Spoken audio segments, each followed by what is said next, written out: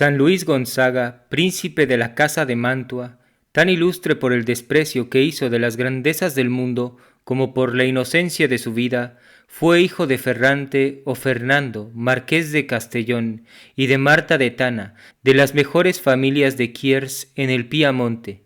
Hallóse ésta tan apurada en el parto de nuestro santo que llegaron a desahuciarla los médicos, pero apenas ofreció a la Virgen el fruto que tenía en sus entrañas cuando le dio a luz con toda felicidad el día 9 de marzo de 1568.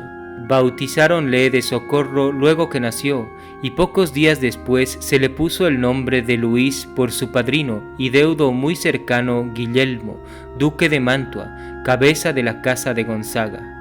Persuadida la piadosa marquesa de Castellón a que la primera obligación de una madre es dar a su hijo la mejor educación, luego que vio a Luis capaz de recibirla, tomó de su cuenta el darle ella misma la más piadosa y la más cristiana. Desde luego se conoció que no necesitaba de muchas instrucciones la bella índole del niño, cuyo aire, cuyas inclinaciones y cuya natural propensión a la virtud desde entonces le merecieron el renombre de ángel. El marqués, soldado de profesión y de genio, observando la viveza de su hijo, se persuadió que se inclinaba a las armas, y a los 5 años de edad le llevó consigo a Casal. Mostraba Luis grande gusto en los ejercicios militares, y en esto lisonjeaba mucho el de su padre, pero al niño le hubo de costar cara aquella marcial inclinación, porque habiendo cargado él mismo una pieza de campaña que estaba en la muralla, y habiéndola dado fuego incautamente, faltó poco para que al retroceder la cureña no le hubiese hecho pedazos la violencia de las ruedas. Ni fue este el único peligro que corrió. Con el trato de los soldados se le pegaron algunas palabras demasiadamente libres, pero apenas fue reprendido por su ayo cuando las miró con el mayor horror, y aunque las había dicho sin entender su significado, esta fue la mayor culpa que cometió en toda la vida, llorándola amargamente en toda ella y haciendo rigurosa penitencia. Al paso que Luis crecía en edad, iba también creciendo en juicio y en virtud. Entregóse tan totalmente a Dios desde la edad de 7 años que, asegura el cardenal Belarmino, era ya su vida perfecta en aquella tierna edad. Tenía ya desde entonces sus devociones arregladas, en cuyo cumplimiento era tan exacto que se observó no haber faltado ni una sola vez a ellas, aun en tiempo que por espacio de 18 meses le debilitaron unas molestas cuartanas. Enamorado el marqués del juicio y de las grandes prendas de su hijo, no omitió medio alguno de cuantos pudiesen conducir a cultivarlas y a darle una educación digna de su nacimiento. Llevóle a la corte del gran duque de Toscana, estrecho amigo suyo, y aunque el aire de la corte suele ser tan contagioso, singularmente para la juventud, nada alteró la inocencia de nuestro Luis. Hizo en Florencia asombrosos progresos en el camino de la perfección, reduciéndose todas sus diversiones a la oración y al estudio. Desde entonces hizo propósito de no jugar en su vida a juego alguno, y jamás le quebrantó. Creció tanto su fervorosa devoción a la Santísima Virgen que a los 9 años hizo voto de perpetua castidad. En la observancia de esta virtud era excesiva su delicadeza. Nunca permitió que le vistiese ni le desnudase su ayuda de cámara, y desde aquella edad se impuso la ley de no mirar jamás a la cara a mujer alguna. Desde la corte de Florencia pasó a la del duque de Mantua, su cercano pariente, y en vez de deslumbrarle aquel nuevo teatro del esplendor y de la grandeza de su casa, allí fue donde resolvió dejar al mundo. Sirvióle de pretexto la falta de salud para salir de la corte y restituirse a casa de sus padres. Pasando por ella San Carlos Borromeo, descubrió y admiró los tesoros de gracia y de perfección que encerraba el alma del santo niño. Exhortóle a que cuanto antes comulgase por primera vez, encargóle que después lo repitiese con frecuencia y le dio otros muchos consejos espirituales que el joven príncipe tuvo gran cuidado de poner en práctica. No es fácil explicar la tierna devoción y los fervorosos afectos con que aquella inocente alma recibió por la primera vez a Jesucristo. Inflamado el semblante y bañados sus ojos en dulces lágrimas, daban testimonio del divino fuego que abrasaba aquel tierno corazón. Por toda su vida fue la devoción al Santísimo Sacramento la más sobresaliente de todas sus devociones, pasando horas enteras en su presencia al pie de los altares. Aplicábase ya entonces al estudio de las letras, pero éste no debilitaba ni distraía el espíritu interior, que tenía cuidado de fomentar con el rigor de la penitencia. No parece podía subir más de punto el santo odio que se tenía a sí mismo, ni que podía juntarse mayor inocencia con mayor austeridad. Ayunaba 3 días a la semana y muchos a pan y agua. Sus penitencias pudieran acobardar a los religiosos más austeros. Muchas veces se notaba salpicado de su inocente sangre hasta el techo de su cuarto. No pocas era su cama la desnuda tierra. Por no tener cilicios, se aplicaba a sus delicadas carnes un cinto cuajado de estrellitas de espuelas. Nunca se arrimaba al fuego, ni aun en el mayor rigor del invierno, y algunas noches se levantaba medio desnudo, pasando así muchas horas en oración. Enviáronle a la corte de Felipe II, donde desde luego se hizo admirar su anticipada madurez y su elevada santidad, tanto como en todas partes. Parece que el Señor, como se complacía en irle mostrando a varias cortes de la Europa para convencer con su ejemplo que la virtud no está reñida con alguna condición y que la inocencia puede y debe acompañarse con todas las edades. Hallándose en España, tomó la resolución de abrazar el estado religioso. Los grandes ejemplos de virtud, de observancia, de desprendimiento del mundo que había notado en los padres capuchinos y en los barnabitas durante su residencia en Casal, y aquel espíritu de penitencia y de recogimiento interior que admiraba en los carmelitas descalzos, le inclinaron algo al principio a entrar en alguna de estas sagradas religiones, pero al fin se resolvió a entrar en la compañía de Jesús, por 4 o 5 razones que él mismo declaró. Primera, porque siendo más reciente su instituto, su precisión se había de conservar en su primitivo fervor. Segunda, por el voto que en él se hace de no admitir dignidades eclesiásticas. Tercera, porque en él se enseña a la juventud virtud y letras. Cuarta, porque los jesuitas se dedican por su instituto a la conversión de los herejes y de los gentiles en todas partes del mundo. A estas 4 razones añadía otra, y era la particular devoción que había observado se profesaba a la Santísima Virgen de la Compañía, lo que confesaba no haber contribuido poco a determinarse a esta elección. Juntóse a todo esto que un día de la asunción de esta gloriosa reina a los cielos, después de haber comulgado, le pareció haber percibido clara y distintamente una voz, articulada por el hermoso simulacro de la soberana reina, que con el título del Buen Consejo se venera en el Colegio Imperial de Madrid, intimándole entrase en la compañía. Pero la gran dificultad era conseguir la licencia y el consentimiento de sus padres. No hubo vocación más examinada ni mejor probada. Pusiéronse en ejecución para desviar a Luis de su piadosa resolución cuantos medios pudo sugerir la reflexión a su elevado nacimiento, la circunstancia de primogénito, la ternura de sus padres y las lágrimas de sus vasallos. Lleváronle de propósito por las cortes de los príncipes de Italia. Dispúsose que le hablasen personas constituidas en dignidad para disuadirle de que se hiciese religioso, pero todo fue en vano, hasta que el mismo marqués, su padre, después de una repulsa demasiadamente seca y desabrida que le dio, encontrándole un día postrado a los pies de un crucifijo, con unas crueles disciplinas en la mano, bañado en lágrimas y en sangre, para conseguir de Dios lo que los hombres se obstinaban en negarle, atónito y enternecido, no menos que temeroso de resistir más tiempo a una vocación tan declarada, se rindió en fin a los santos deseos de su hijo, aunque quiso que antes de ponerlos en ejecución pasase a Milán a terminar algunos negocios de la familia. mostró en el manejo de ellos una gran capacidad y faltó poco para que esto mismo le perjudicase, sirviendo de nuevo embarazo a sus intentos, porque prendado el marqués de la destreza con que había dado dichoso fin a unos negocios tan graves como espinosos, no se pudo resolver a dejarle partir, y así dijo a su vuelta de Milán: «Mucho te engañaste si creíste que yo consentiría en tu determinación. Pensarás en eso cuando tengas 25 años, y en este supuesto puedes tomar tus medidas».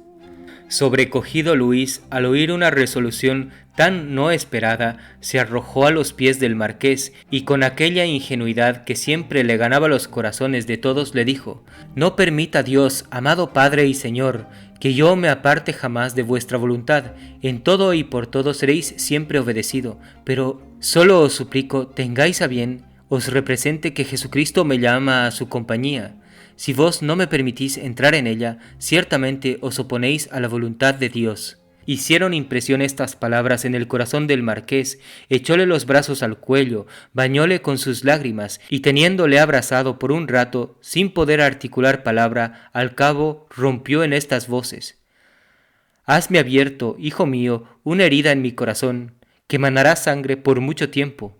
Yo te amo, y tú lo mereces. Tenía fundadas en ti todas las esperanzas de la familia, pero pues estás tan cierto de que Dios te llama a su compañía, ya no te detengo. Ve, hijo mío, a donde te llama el Señor».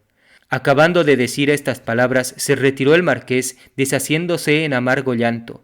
Tampoco dejó de enternecerse un poco nuestro Luis, pero inundado por otra parte del gozo, se postró delante de un crucifijo y renovó su sacrificio. Partió luego a Mantua, donde hizo la renuncia del marquesado en favor de su hermano Rodulfo, con licencia del emperador, y despedido de sus padres y parientes, se encaminó a Loreto.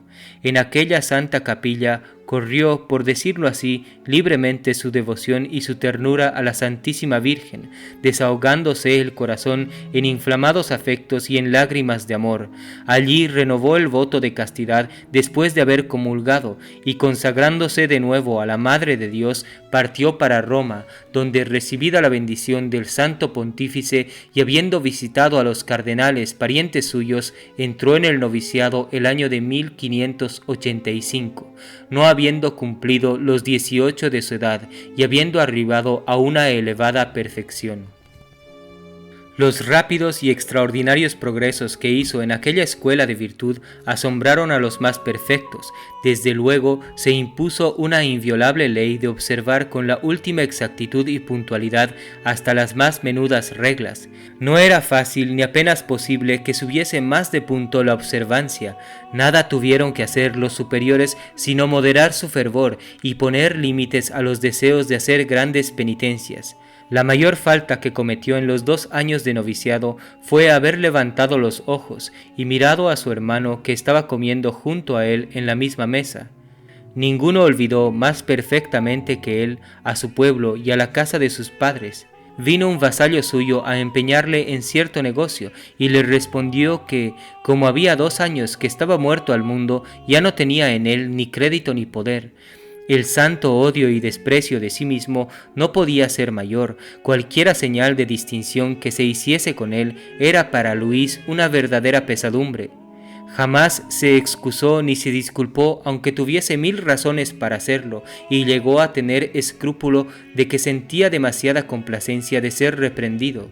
Era exquisito el gusto que experimentaba en los ejercicios más humildes y más repugnantes, tanto que juzgó se debía acusar de lo mucho que había contentado a su amor propio, yendo por las calles de Roma con un vestido vil y pidiendo limosna. Del mismo principio nacía aquel perfecto deshacimiento de todas las cosas y aquel espíritu de pobreza que le hizo verdadero discípulo de Jesucristo. Un libro encuadernado con alguna curiosidad, un rosario menos común y 2 sillas en su aposento eran alhajas que lastimaban su delicadeza. Ni jamás fue posible hacerle admitir un mueble de bien poca consideración que le envió su madre la marquesa, juzgando que tenía mucha necesidad de él. Costó gran trabajo reducirle a que recibiese 2 estampas de papel, una de Santo Tomás de Aquino y otra de Santa Catalina, por la particular devoción que profesaba a estos santos. Notábase siempre en él una igualdad y una tranquilidad inalterable, la que singularmente se reconoció en la muerte de su padre, que sucedió poco tiempo después que entró en la compañía. Sabíase el tierno amor que le profesaba, y con todo eso apenas mostró otro sentimiento que levantar los ojos y las manos al cielo y dar gracias a nuestro Señor de que en adelante podría decir sin estorbo y a boca llena: Padre nuestro que estás en los cielos. Como tenía tan puro el corazón, continuamente estaba en la presencia de Dios, sin perderle jamás de vista. Dando cuenta de su conciencia, dijo con ingenuidad que en el espacio de 6 meses solo se había distraído a su parecer como por el tiempo de un Ave María. Temiendo el superior que los grandes dolores de cabeza que padeció toda la vida fuesen efecto de una intensa aplicación a la oración, le suspendió este ejercicio por algún tiempo, pero fue peor el remedio que la enfermedad. «No sé qué hacer», decía el santo, con gracia. «Mándanme que no piense en Dios, porque no me haga daño a la cabeza, y me le hace mucho mayor el trabajo que me cuesta el no pensar». Casi desde la cuna tuvo un don de oración muy elevado, siendo Dios su principal y aún su único maestro. Cuando el célebre cardenal Belarmino explicaba los ejercicios a los hermanos estudiantes del colegio, en tocando ciertos preceptos o reglas de meditación, solía decir: «Esto lo aprendí de nuestro Luis». Tenía tan mortificados todos sus sentidos que parecía haber casi perdido el uso de ellos. Frecuentaba muchas veces alguna pieza o algún sitio y no podía dar señas de él. Solo paraba la atención a lo que comía para escoger lo que era más ingrato al paladar, de manera que la mortificación era siempre la salsa de su comida. Era tan detenido en el hablar que tocaba la raya del escrúpulo su circunspección, mas no por eso dejaba de ser muy divertida su conversación, ni le faltaba una sal muy delicada para sazonarla. Juzgando los superiores que diría bien a su salud el aire de Nápoles, le enviaron allá para acabar los estudios, cuya aplicación en nada entibió su fervor. Como era de un ingenio pronto, delicado y perspicaz, sobresalió mucho en ellos, y obligado a defender conclusiones públicas al fin de sus estudios, le persuadía su humildad a que de propósito se mostrase ignorante, y hubo menester toda su docilidad y rendimiento para sujetarse en esto a su director y a su maestro. Mereció en aquella función los aplausos de todo el colegio romano, y no tuvo poco que padecer su modestia.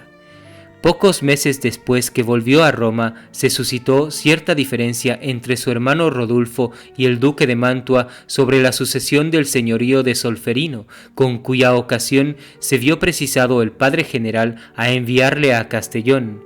Recibíanle en todas partes como a un ángel venido del cielo, y la marquesa su madre, luego que le vio, se sintió movida de cierta veneración, que sin libertad la hizo poner de rodillas en tierra.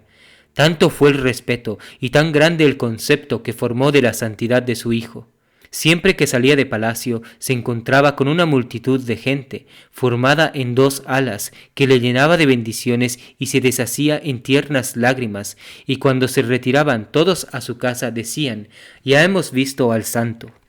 No obstante lo irritado que estaba el duque de Mantua con el marqués de Castellón, y en medio de hallarse los ánimos sobradamente encendidos, apenas les habló este ángel de paz cuando se compusieron las diferencias, restituyósele al marqués el señorío de Solferino, y quedó más sólida y estrechamente arraigada que nunca la amistad entre los 2 príncipes. Nunca se vio reconciliación más sincera, y desde luego se calificó por uno de los primeros milagros de San Luis.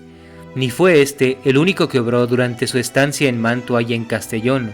Fueron pocos los señores de las 2 cortes que no se moviesen y no se reformasen con la conversación del joven jesuita.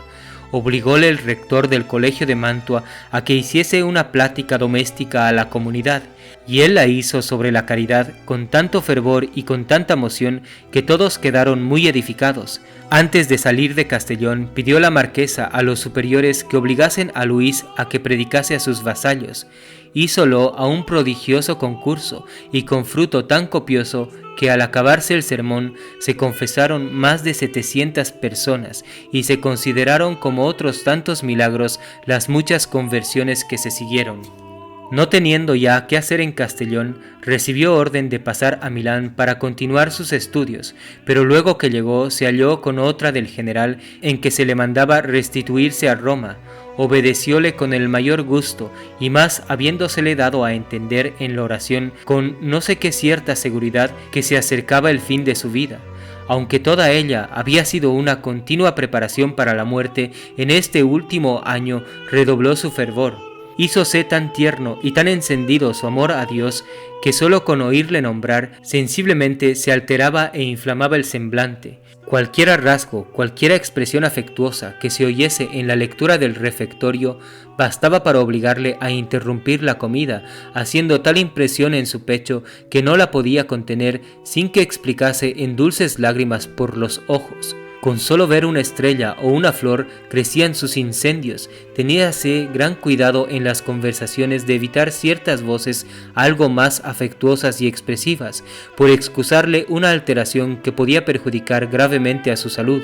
Los mismos efectos producía su tierna devoción a la Santísima Virgen, y siempre que comulgaba se quedaba como extáticamente arrebatado.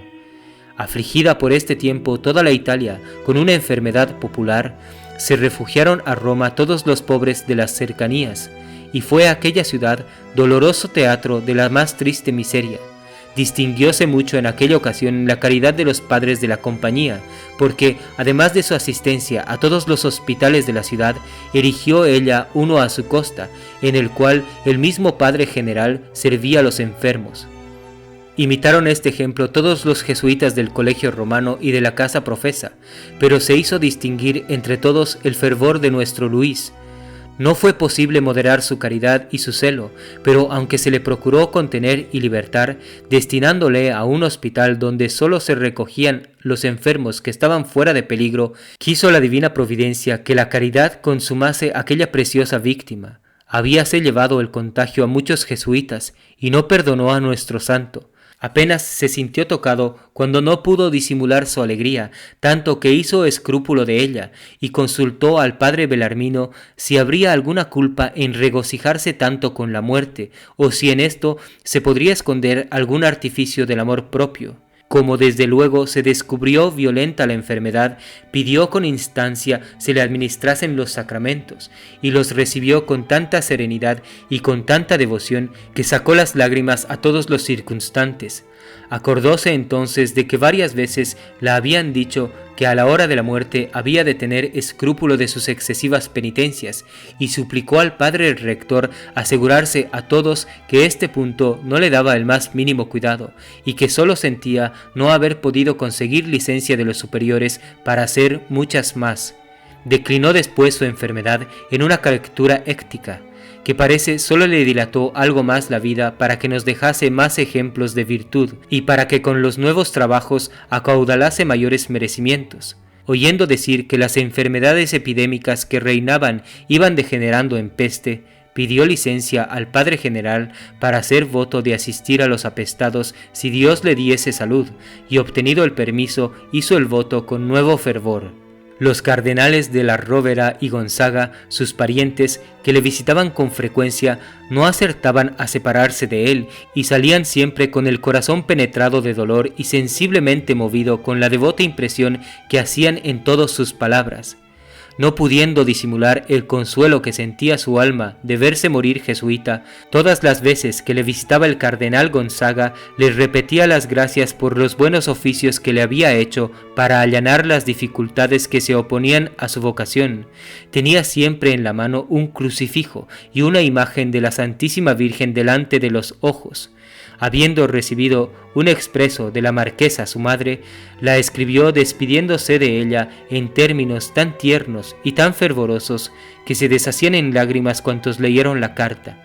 Dijéronle después que los médicos solo le daban 8 días de vida, y fue tanto su gozo que rogó a los que se hallaban en su aposento le ayudasen a rezar el Te Deum, en acción de gracias al Señor por una noticia tan alegre. Vínole a visitar un padre, y luego que le vio, exclamó como transportado: «Marchamos, padre mío, y marchamos con alegría». 3 días antes de morir, se puso sobre el pecho un crucifijo y con semblante risueño repetía sin cesar aquellas palabras del apóstol: «Deseo ser desatado y estar con Jesucristo». Aunque no se reconocía novedad alguna en su enfermedad, dijo positivamente con su acostumbrada y natural alegría que aquella noche moriría. Recibió la bendición apostólica in articulo mortis, que le envió su santidad, y quiso también que le volviesen a administrar los sacramentos, después de los cuales pidió le leyesen la recomendación del alma con las últimas oraciones de la Iglesia, cuya postrera función enterneció y movió tanto a los circunstantes que todos se querían encomendar a las del mismo moribundo.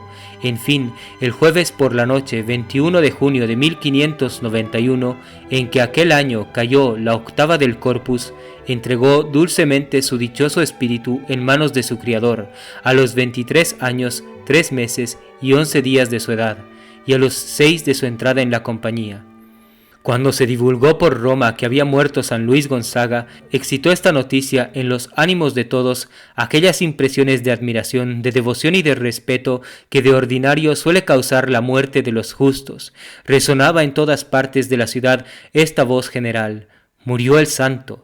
Concurrían todos a besarle los pies y las manos, solicitando alguna reliquia suya. Fue tan grande el concurso a su entierro y tanto el tropel de los que se abalanzaban a besarle los pies o a tocar por lo menos el féretro, que fue preciso interrumpir muchas veces el oficio. En fin, enterróse el santo cuerpo en la iglesia del Colegio Romano dedicada a la Anunciación, y desde luego comenzó Dios a manifestar la santidad de su siervo por los muchos milagros que obró a su intercesión, haciendo célebre y gloriosa su sepultura. 7 años después, con aprobación del sumo pontífice, fue su santo cuerpo elevado de la tierra y colocado en una caja de plomo. Se metió en el grueso de la pared de la misma capilla de la Virgen.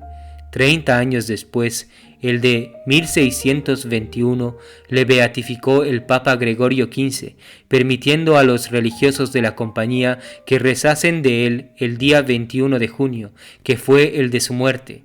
El de 1699, fueron trasladadas con grande solemnidad sus preciosas reliquias a la magnífica capilla de la misma iglesia, que el marqués Scipión Lanchelotto hizo fabricar en honor del santo, y es reputada por una de las más ricas y más brillantes de Roma.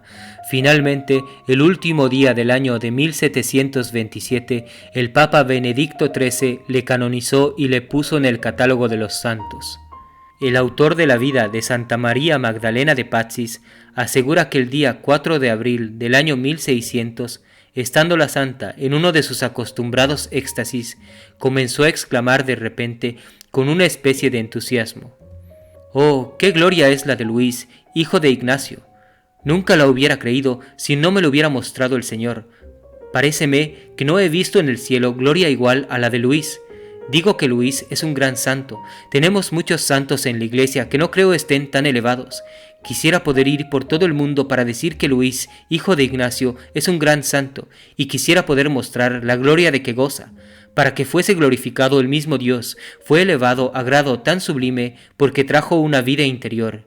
¿Quién pudiera explicar el valor y el precio de la vida interior? No hay comparación de la interior al exterior. Mientras Luis vivió acá abajo, siempre tuvo fijos los ojos en el divino Verbo.